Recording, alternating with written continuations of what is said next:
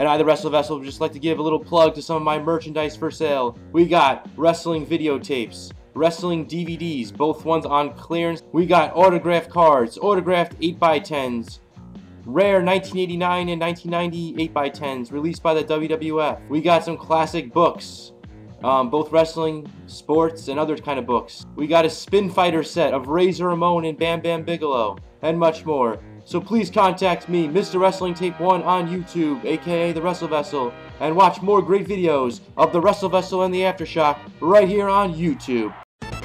Welcome to 1 Minute What the Hell.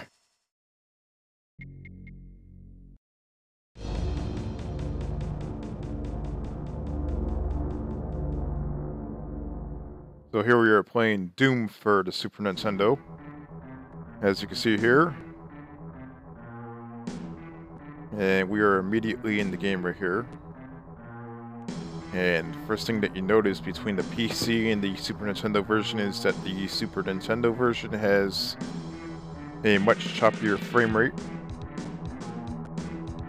The first level definitely looks reminiscent to the PC version. It looks pretty identical.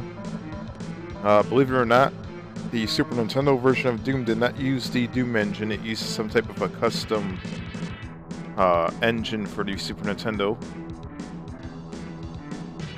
As far as the graphics look pretty damn good for a console that came out, say, 1989, 1990, around that time frame. Definitely looks pretty damn impressive for a 16-bit console. And as you can see, the characters right here. There is some drastic differences between the PC and the Super Nintendo version. They left out some levels. There is some graphical differences in some places. Supposedly the Super Nintendo version does have more detail than other console versions. It's kind of hard to believe, but somehow I guess that's true. I would probably say that the Jaguar version is probably a little bit more superior than this version right here, but supposedly it's the Super Nintendo version does have more detail on the maps. And this uses the Super FX2 chip, I believe that's what it's called. Correct me if I'm wrong. The chip was actually inside the cartridge, I believe, and that actually gave Super Nintendo enough power to actually play this game. And something does look different here. I am used to playing the PC version. I think this portion of the level right here does look a little different on the PC. We're at the end of the level right here, so if we push this button right here, you actually don't see anything being pushed at all. This goes immediately to the finish screen. Like on the DOS PC version, you actually see the button light up. Here we are moving to the next level. And here we are on the next level right here. Now I remember owning this game on the Super Nintendo. I believe it had a black cartridge. The game itself, there might have been a red cartridge. I remember there was a red cartridge for a Super Nintendo game and a black cartridge.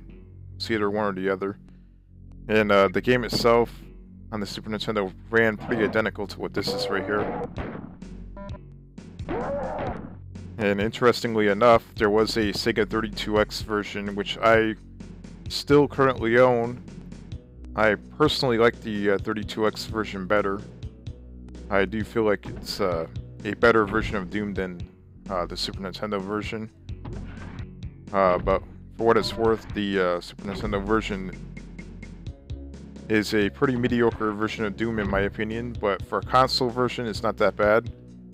Especially for this console. So what do you expect from it? It's a 16-bit console, so you can't really expect miracles.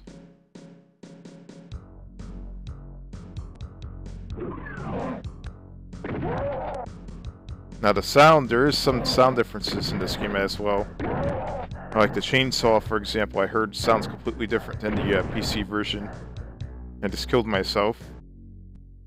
I don't recall there being too many Super Nintendo first-person shooters, so there's probably only a handful of them. I know Wolfenstein 3D was on Super Nintendo, and there was a Noah's Ark 3D, and I'm not sure if there was anything else, but there was a very, very small library of first-person shooter games. This happens to be one of them right here, and I guess the game itself, for what it's worth, it's really not that bad. If you don't mind the choppy frame rate, but it actually runs pretty good, surprisingly.